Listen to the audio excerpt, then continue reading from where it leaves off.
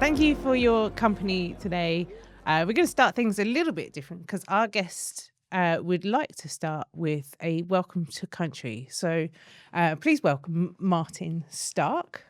Martin, I don't know the welcome to country very well. So if you could So I'm going to educate do us. an acknowledgement of country. So an acknowledgement of country is done by somebody who is not Aboriginal or from the particular mob. So I'm going to say I would like to acknowledge the traditional custodians of the land where I currently am, the Gamaragal people, and pay respects to elders past, present and emerging. They're beautiful. And what's important to you about doing the welcome to country, and when do you look to do it? So I do the acknowledgement of country in my own podcast when I do my own live stream, and I just see it as being respectful. I'm a proud Australian, originally from the UK, and I think we should be respectful and honour the First Nations, Nation Australians, Aboriginal Australians, Indigenous Australians, because it's the world's oldest continuing culture, 65,000 years of history. Yeah. So why wouldn't you acknowledge the history and the respect of the first Australians? And we were talking a little bit before through sort of our own experiences of friends, family, people we've seen experiencing racism in Australia. And so maybe the important part, as you said, is the acknowledgement, because we've got a way to go with coexisting respectfully with the Aboriginal people of Australia. There needs to be more conversation. There needs to be more idea sharing, and the acknowledgement keeps it front of mind. So I just see this, and it's important that as a white person, I'm not speaking on behalf of another community. Yes. The way I see this is just amplifying messages, listening and learning. Yeah. So the acknowledgement of country or welcome to country is being respectful, and it's rooted in the origins of you being welcome to our land. If you're an Aboriginal person, that particular community or Aboriginal land is like welcoming somebody. It's like welcoming somebody into your own home. Would you like a cup of tea? Would you like a cup of coffee? That's probably a relatable example. Yeah. But I think if we listen and learn, that's the most courageous thing that we can do. Because how can you change things for the better unless you listen to another person, their point of view, act on what they tell you? When you go see the doctor, you might have an ear infection. The doctor will ask for your symptoms. Then he'll look into your ear and say, you've got an ear infection. Here's a prescription for antibiotics and ear drops. Now, if you want the ear infection to go, you'll take the antibiotics with the ear drops. Or if you don't, do you want that infection to become a perforated eardrum? That's not a very example. I understand. But you think, but we listen and learn, and that's how we change things. Well, that's what's always attracted me to podcasts. A teacher once told me that the greatest gift in his experience was idea sharing, which as a teacher you can understand. And that's what podcasts is having conversations and idea sharing. So this podcast, we want to talk about courage. And so I want to find out a little bit about your background as to why that is a significant theme in your life, if you want to sort of rewind a little bit. So I'm going to go back to something that happened almost 20 years ago.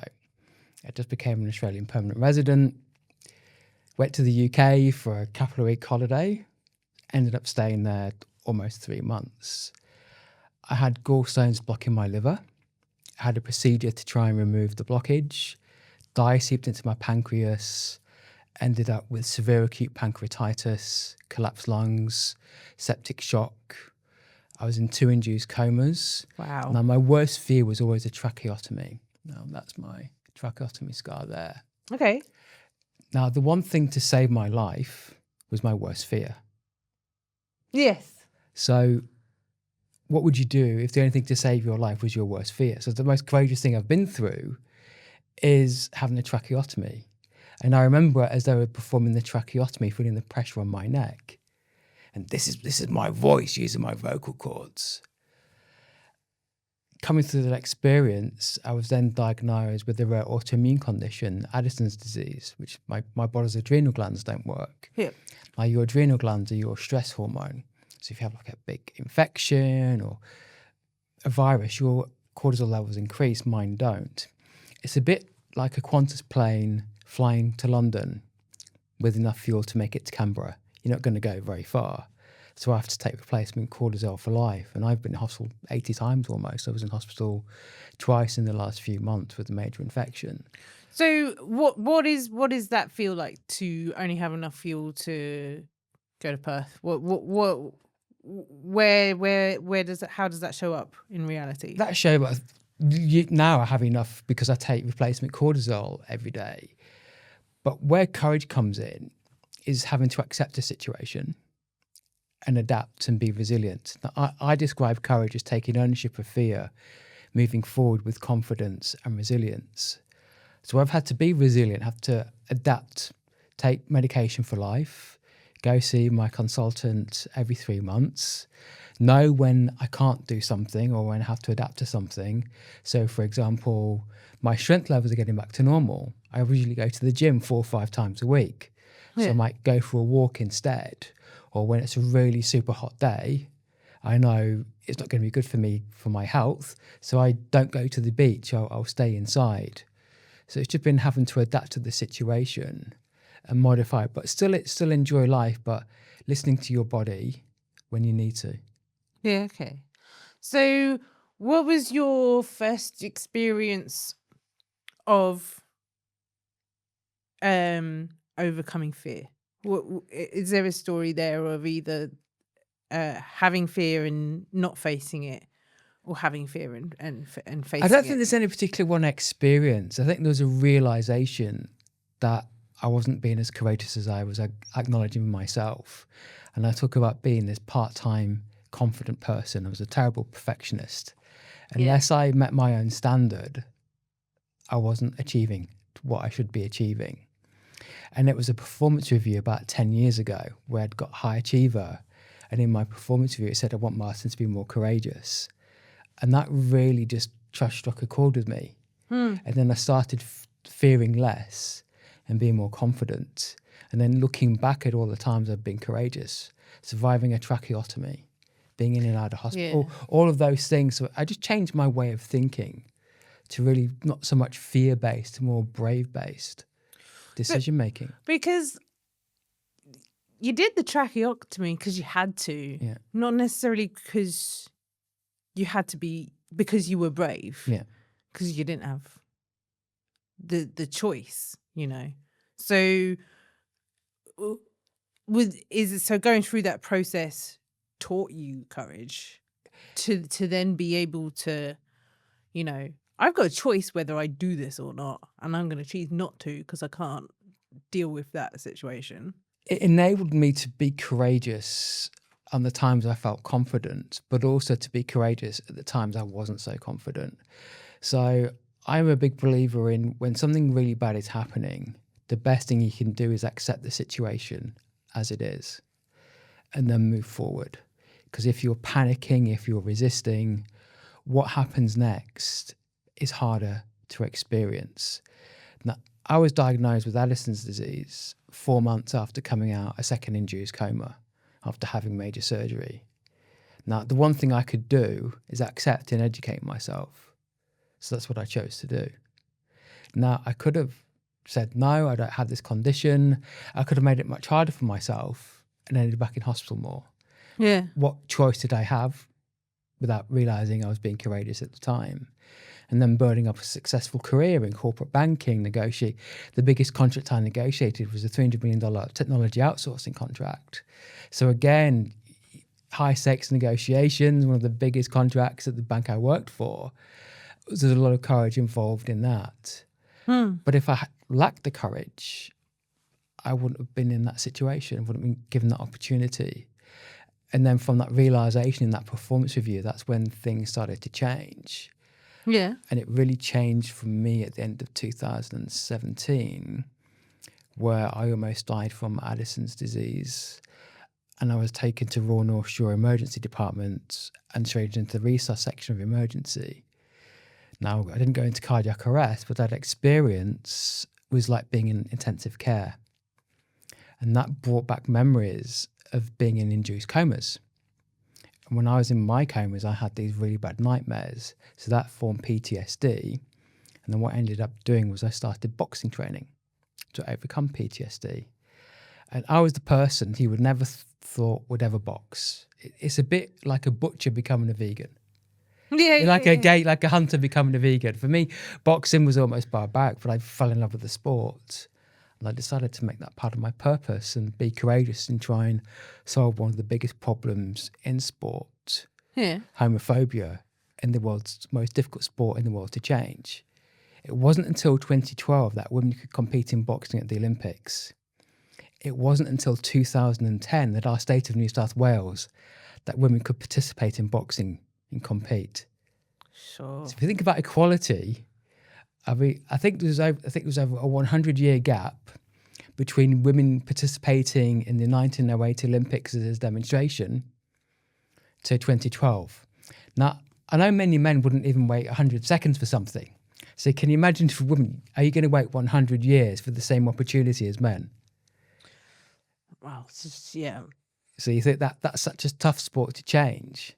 But when I think what women have achieved in boxing in such a short period of time, Nicola Adams, one of the biggest personalities in boxing, 2-time gold medalist and retired undisputed champion, and how many women are in professional boxing and amateur boxing. Yeah.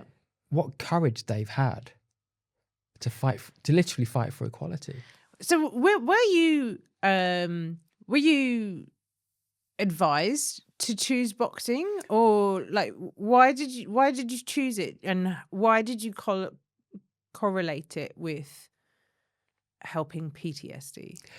Because I was struggling with PTSD at the time of almost dying and being in an ICU-like environment. I just wanted to do something different. How was your PTSD manifesting? Was it replaying situations, or was it afraid to go places? No, it was connecting the memory of being in ICU Yeah. to the situation of almost being in ICU Yeah. Okay. years later. So I had to kind of break that connection and that memory. So it was coming back in the dreams and how I was reacting to situations. So going through self-defense training inside of boxing training helped improve my confidence. It gave me more control. So when you're maybe hitting a pad or a bag, it just helps you channel that energy. So it just helped me overcome something in a different way. So what elements of boxing do you think contribute to courage? I think it's the focus. I think it's overcoming your own demons. So, for example, shadow boxing is where you're moving around, like pretending you're boxing. You're doing jabs in the air or crunches in the air. And the first time I did that, it was such a hard experience because my mind was saying it's okay for Martin to get hit, but I can't hit somebody else. So my mind was saying, I need to put myself first even more. But there's also the camaraderie. There's the respect, there's the confidence that your boxing crew, your boxing coach, helping you overcome a demon. You might go and spar for the first time, or you might improve the way you do something for the first time. So Sure. there's that the three values of boxing, which I see as courage, integrity, and respect. So the integrity for yourself, the respect that you have for yourself and the others, Yeah. and the courage in the room for you to get in the ring or for you to go to a boxing class. I've done personal trainer boxing, Yeah. but I've never gone up against an opponent. And thinking about it, that would take some balls. Like, Yeah. so what was that like the first time? First time you? So I've had one fight, and I tell you, my goal was to just survive the 3 rounds. Yeah. Because having Addison's disease, the training that goes into a fight, all the weeks of preparation, that in itself, when you have a rare disease, when you're exercising rigorously, your cortisol levels are increasing and mine don't. Yeah. So for me, just getting in the ring, first of all, was an achievement, but being able to do my best over 3 by 2 minute rounds, Yeah. for me, that was my prize. That was my gold medal. So that was the most important thing for me, getting in there. And I obviously wanted to win my fight. I didn't win my fight, but I won because I achieved something I never thought I would ever do. Was it as bad as he thought it was going to be? No, because when you train, you're doing sparring training, it's often more intense than it was for the fight. The fear for me was actually just making it through. Okay, yeah. And the 1 minute in between, see, it was 3 by 2 minute rounds and you have a 1 minute break. Now that 1 minute goes by so quickly, and the 2 minutes, it just feels like it goes so slowly. So for me, in the final round, I was really flagging, and my goal was to try and make it. And I remember somebody shouting out, "You got 50 seconds to go, just hang in there." Yeah. So I actually tapped into the courage and the resilience of the room. You turned the fear into determination. And it was owning the fear, Yeah. because fear is an excellent source of information. Sure. It helps guide you to. It's like doing a standard risk assessment. You know, a risk assessment, you think about what could go wrong or the different scenarios. You're actually tapping into the fears of what would happen if. Yeah. And applying bravery into your risk assessment and your decision making. So the fear there wasn't not surviving the 3 minute rounds, the 3 by 2 minute rounds. The fear was just, I just wanted to do my best and just survive 6 minutes. If I hadn't, that would have been fine. But it was just my body and the limitations of my body and putting that to the extreme. So there's two angles that you're making me think about. The first one, I had radiotherapy in 2019, and I think I had 6 weeks of it, and I got to week 4, and like the burns would develop a week out. So the first week you got nothing, and then it started to develop after that. So I got to week 4, and I was doing all right, and it was fine, whatever. But then it got to week 4, and it was like, okay, I can handle it today, but I know in a week's time it's going to be really shit. Yeah. And like that fear of it being really bad in a week's time consumes me, and like that's what broke me. Yeah. It wasn't the situation I was facing that day. It was next week's going to be bad. Turned out there's some fancy rare cream that they don't want everyone knowing about, like that you can start using in week 4, and so I didn't even need to have gone through that fear, because it was all fine. Like the cream just like instantly like calmed the burns down. So it and I liken it to worry in terms of it's kind of like a pointless emotion. It's like you needn't go through that, because it wasn't something that you were facing right there and then. It was something that is coming down the track. Yeah. Sometimes. Yeah. Obviously. And then the other thing that you were talking about that made me think about situations is the proving people wrong. It's like, I have to last 3 minutes, or I have to do well in my job to prove that teacher that I'm not a layabout or whatever. So like, what do you think about those sorts of scenarios? That kind of like fear is a pointless feeling, but then also reframing fear for it to be a driving force for real courage, I guess. So week 4, it's going to be tough in week 5, and you can spend a week worrying about it. So you've already kind of made week 5 hard for yourself.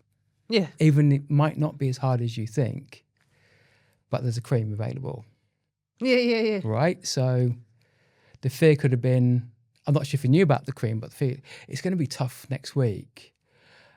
But there's a process which I call the courage bank. And it's all of those memories that you have, times you're courageous. To go for a job interview, tell me a time when. You have to tell us an example of the situation, the task, the action, result. You have to show that you've been able to do something. So tap into that experience, that wisdom. It makes that process, week 5, so much easier than it would be if you allowed fear to control the narrative. You make courage part of your leadership story. Now let's apply that into another scenario, like the unknown. I'm not scared of AI as imagine electricity just over a century ago. Imagine you've been using candles for your lights, and then somebody says, there's this new thing called electricity. I remember when people were scared that computerization was going to replace paper, replace typewriters. And we've been using AI for years. And already, well, we've been using this technology now. Imagine what it was like for people who didn't even know what a computer was. So we're already building all of this fear into something. Whereas why can't you use that information to help you? So what are the fears of your team? What are the fears of your customers? What are the fears of the market? Now, I help my clients with what I call breaking the 4 false beliefs. The first false belief is what we tell ourselves. I can't do that. The second false belief is what others say to you. You can't do that. Right? As a leader of an organization or team, there'll be some in the team, very negative. Oh, we can't do this. The cultural voice. And then there's the commercial voice or the market voice. Some say, oh no, our customers don't want this. Our customers aren't ready for this. So you've already listened to those 4 false beliefs. Then you go, well, I can do this or I can adapt. Somebody says, you can't do this. Well, you don't know what I'm capable of or what I've done before. The internal voice, well, we can't do this. Well, we did this last year. Or look at this team, what they've achieved, and we're going to bring them in to help us. Or the market voice. Can you imagine at the beginning of the century, if somebody would have said Apple would be the biggest producer of mobile phones and would displace Nokia, you would have been laughing. But Nokia, which was the world's biggest manufacturer of mobile phones, should have been the pioneer. Basically said, well, we know more than your customers. And now do they even make mobile phones? I don't know. So that's how you can start using well, what is it that customers are scared of? Well, obviously they're scared of AI.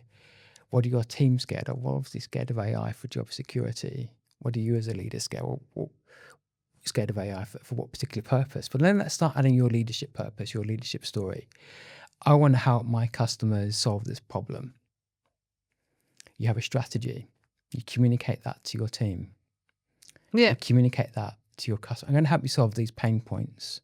It could be we're going to make it easier for you to do your marketing. You're going to have to spend less time doing admin on your marketing so you can do content and share your story. It's going to take you 2 seconds to do video editing rather than 2 hours. See the difference? It's interesting as well when you were talking about other people saying you can't do this, because that's a journey I've been on in that you absorb people's negative opinions to you, and at the tender age of 44 I've got to a point where, like, and I think I saw a Taylor Swift interview, I think that's where it came from, like she was like, I'm not absorbing your words about me.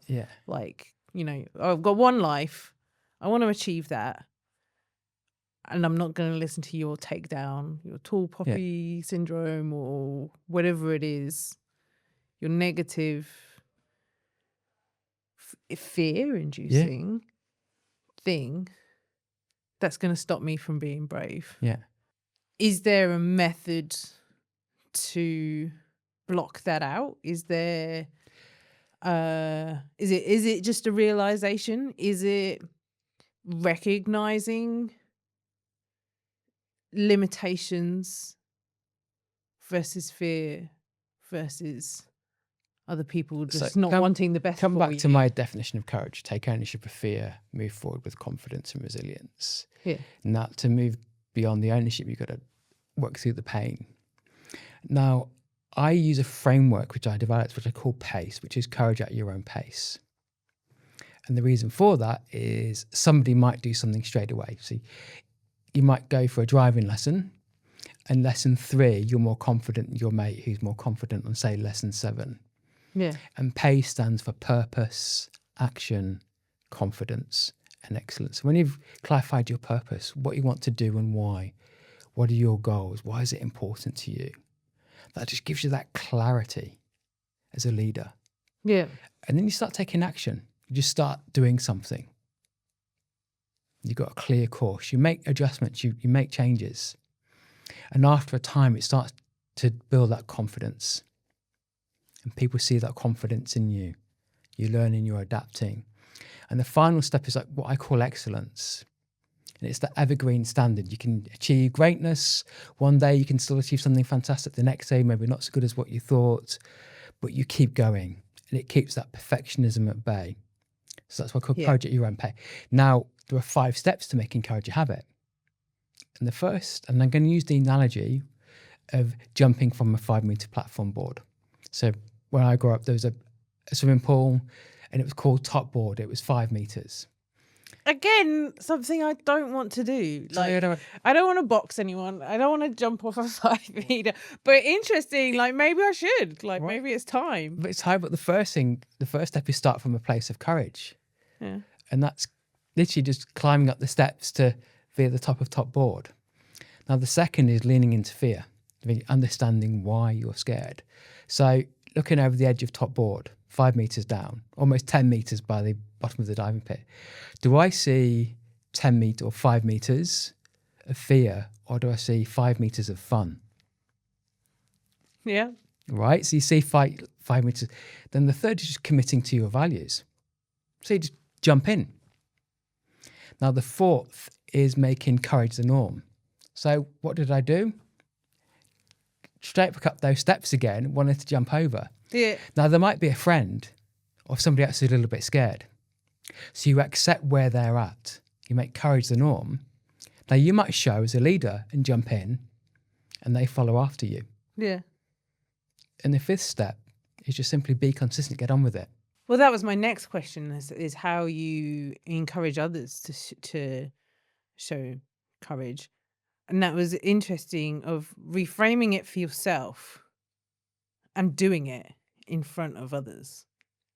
And teaching that reframing, is that? I think it's about being that leadership role model. Now, there are a couple of stats I'm going to share. So HP, they have this global study, which is called the Workplace Relationship Index. And it came out a few months ago. And there are 3 stats in there, which are shocking. The first one is 80% of knowledge workers have an unhealthy relationship with work. Do you think 4 out of 5 office workers have an unhealthy relationship? Only 16% of knowledge workers trust their leaders to make decisions which benefit employees. Sure. If you can imagine that only 1 out of 6 of your employees trust your decision making, Yes. or only 1 out of 5 actually enjoy working where you are. Sure. Wouldn't you want to do? But then in the same study, it says about 85% of those factors which lead into those stats are within the control of the leader. Yeah. So wouldn't you want to do something about that? And jumping off a 5 meter board is a fun thing to do. It's a fun thing to do. I use the analogy of an umbrella. So if you want to talk about bravery in your organization, but it's a toxic environment, it's a bit like telling your employee not to use an umbrella in a thunderstorm. Yeah. But imagine that they don't need the umbrella, or they become like Mary Poppins. You know, the beginning of the film where the children write the letter, "We need a new nanny." Yeah. It's a toxic environment. Mary Poppins flies down on her umbrella. She walks into a toxic environment. She turns things around, faces the adversity. And by the end of the film, she leaves. They said that she leaves but it's a happy household. So imagine if it's not toxicity in your culture, it's fear. There might be some dogmatic personalities that you need to deal with, but fear of the unknown, fear of making a mistake, Yes. fear of not being courageous, or the imposter syndrome, those things that we were talking about earlier. All the things that are going to hold you back. Hold you back. As a leader, you start being vulnerable. You start sharing your story, but you have those lines of communication where people can ask you questions, come to you with issues, not whistleblowing, but say, hey, there's a problem with the customer here, or there's an IT outage, which I think is going to be a major issue if you don't get to grips with it. Yeah. And you have that dual line of communication. How much more do you want to know that your customers know and your employees know that you don't know about within your organization? But if they felt comfortable to come to you, or they're even better, they were empowered to fix a problem before it escalates. Okay. And then, are there activities beyond that? Like you chose boxing to help your team develop a relationship with courage. I think it's providing those opportunities. I think it's getting involved in like projects, maybe getting involved in decision making. Yes. Providing a bit of autonomy. A level of it's your problem. If you fail, then you take it on the chin. Yeah. But I think it's actually just providing the groundwork, but obviously like critical decision making for your business. If you're going to acquire another company or shut something down, maybe there's engagement with employees, but things within their control, or an ambitious project, inviting the team early on in the engagement, maybe throwing them a challenge to go and solve this big problem. That's interesting. Well, what you were saying about like things within their control, that's when psychological safety and career enjoyment and all that good stuff comes. But for it to be in your control, it's your responsibility, liability, and that needs courage. And I disagree with the term psychological safety. Okay. I talk about psychological bravery Okay. and a brave space. It's like the umbrella. Psychological safety, what happens when you leave that space? Okay. Is it the same? Or is it, for me, the bravery is you have the space. That's beautiful. And you can face the adversity. We will face adversity. It will be painful at times. Yeah. You could have the best culture. COVID, the best organisational culture, came about when people were working from home, when contingency planning was coming in, when people were catching up via Zoom for human-to-human conversation because we were in lockdown. So it's not standing beside and monitoring their moves. No. It's giving them a shield. Off you go, mate. And I think it's helping people like shackle off that bravery shield. Do you need an umbrella if you're going into a meeting? No. Do you need an umbrella on a rainy day? Yes, just in case it rains. Yeah. Right? What would happen if you went in that meeting? Sure. And questions that like, how do you feel about going in that meeting? What do you need to tell yourself if you have fear? How are you going to get into that meeting? What are you going to do? I start with conviction in what you do. Mm-hmm. And be amenable. Listen to understand, not listen to respond. Yeah. Talk through issues. Offer suggestions. But if your conviction is strong, then how can somebody belittle you or say unless you've clearly making the wrong decision? It's those 4 false beliefs I was mentioning before. You can't do that. I wrote a LinkedIn newsletter the other week and I talked about explaining less, because explaining more often is a sign of being nervous. Okay. So as an author, the title of the book, the synopsis, the title of the book has got to capture attention, your leadership message. The synopsis, being able to explain briefly what you do, captures that attention. As human beings, if someone's going to go to the nth degree of detail if I've got no idea what they're talking about, my attention span is going to drop, and it's going to be, I want to leave that conversation. But if you've got that conviction, this is your leadership message, then you explain why it's relatable to your team, to your customers, solving problems. And then you start to explain how you solve the problem. If you went into a meeting like that, rather than being scared, rather than thinking it's the mean person in the corner or that person who always shouts, who says you're wrong, if you're going to back into that corner and back into that fear, they've already won. You make it harder for yourself. And so, what about real fear in the moment, the sort of jump scare things? Is there a correlation with what you're talking about and being able to face fearful situations? Is that just a pure cortisol thing? I think there's a process. It's our thoughts lead to our emotions, lead to our actions. Yeah. And it's what I was mentioning earlier about the courage bank, tapping into those times when you've been courageous. If I ask you a time when you felt brave, automatically your endorphins going to be running, you're going to start feeling braver than you were if I asked you a time when you felt scared. So it's about doing the reps. It's about doing the reps. So when that occasion happens and you're choosing fight or flight, your body's like, nah, I got this. But then look at the decision making. So you're going to cross the road, a busy road. Automatically, you're going to go, it's not safe to cross yet. And then you'll cross the road when it's safe to cross. Now, I used to be scared of snakes. I'm not particularly a fan of snakes, but I went to the Sydney Wildlife World in the city years ago. My days. And there was a python on the floor. And I was like walking up, there's a python. And I put the python around my arm. And I touched it. But I knew it wasn't a death adder, it wasn't a brown snake. Yeah. But you see at that moment, it's like, well, why am I scared of this? And then I went back a year or so later and I've held a python twice.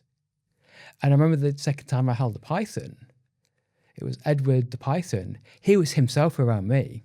Yeah. It was comfortable. I'm not as scared of snakes as I used to be. But it's that situation of just making the decision. And being courageous doesn't always mean being fearless or I don't think I'd like to do a bungee jump. I'm sure I could do one, but I just wouldn't want to do it. I did one when I was 18 and that's enough for me. That's enough. But you've done it. And I'm not being a scaredy cat by saying I don't want to do a bungee jump. I just don't fancy doing a bungee jump. Sure. Well, it's interesting because you're kind of inspiring me, and I think my team are going to have their jaws to the floor. But like the idea of creating a team day out of let's go hold a snake, let's do the bridge climb, all of those things. Let's get in the ring. Like, what can we do that we're gonna go, oh wow, I did that at the end of the day? And imagine that's your courage bank memory. You come back in January and you go, what's our biggest customer challenge? Love it. What's our biggest challenge in the market? Where's our biggest opportunity? And what's the biggest pain point in the organization? So automatically you've gone your company, your customer, and the market. I love it. Like, so sort of behind the scenes, the team here, we've all got stickers of believe from Ted Lasso on our computers. Believe we can do it. Yeah. And I love that adds an extra dimension of you got this. You can do it. You can face it. Like, you can face your fear. Yeah. And I think that's a really beautiful message.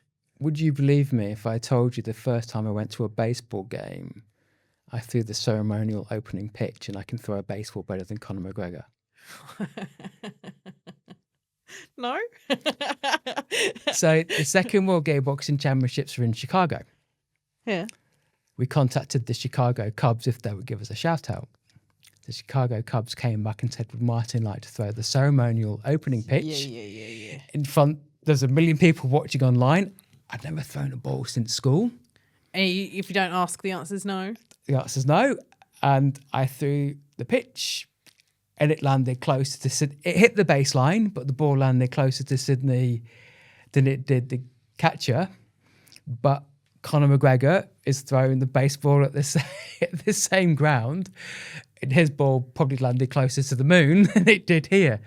But it was that courage and opportunity. And even though by base, you could probably put it one of those late Saturday night shows like those things, but still that bravery to just go there and do it. Because it could have. But what an opportunity! What an opportunity! That's beautiful. Yeah. And have you got fears left to face? I think the fear now is not trying something. Yeah. So I was in hospital twice in the last few months, 2 ambulances. And at one point I had a major infection. At one point the doctors thought it might have been sepsis. So having to, thankfully it wasn't, but still a major infection. And I remember the first ambulance, they had to call the intensive care ambulance because my pulse was 36 and I thought I was going into cardiac arrhythmia. Thankfully it wasn't. So during that moment, and my blood pressure was just above 80. And twice just before Christmas last year, I was in hospital and the nurses had to call the ICU team down twice because my blood pressure had gone really low. Yeah. So there've been 2 times where, case of do I go to ICU again? So there've always been those scenarios where it is fearful at the time, but there's that trust in the medical team. There's that trust, well, I'm in the right place and things have worked out in the past and I'm sure they'll work out in the future. Yeah, nice. Fear and trust. So you mentioned a newsletter earlier with a really interesting exercise people can do. Where can people find you? What do you do? What do you provide? So you can find me on LinkedIn. I spend far too much time on LinkedIn. You can find me in my book, Courage, Your Right Hook. Nice. I do keynote speaking on courage and resilience. I have a leadership development program, which I call the Courage Accelerator. Yeah. So I help leaders and teams with, I start on a 3-step process. The first is a courage survey. Start with where you're at. Yeah. The second step is helping you through 6 different pillars of courage. 2 for the body, 2 for the mind, 2 for the soul. And then I help you with those false beliefs, changing that from that fear-based decision-making to brave-based decision-making, and help you with your leadership purpose and what your values are. So help you with a courage plan and then put into that confidence and that excellence. And it sounds like it doesn't need to be nervous people, fearful people. No. It sounds like I consider myself a brave person, but I'm not touching a snake or jumping off a 5-meter board, so maybe I'm not as brave as I think I am. You run a successful business, you run a podcast, and you've had so things that you've done. We've never met before, and we're having a conversation. That takes 3 cameras, 4 cameras. So there's a lot of bravery there. So it's how you tap into really what you want to do next and what your goals are. And often you just need to tap into your own bravery. I use the phrase from A to B, you get help with the C. But the C is you, helping you see how to get to B and what things that you need. So as a leadership coach, I help you see what you need. Yeah. Because at some point, you have to get to B. Yeah. So you don't have a choice. No. If not, your competitors will. Unless you want to, be in a medium place. Yeah. And not experience something a bit crazy in the world. Yeah. That's beautiful. Thank you so much for sharing with us, Martin. I really enjoyed that. No, thanks for inviting me.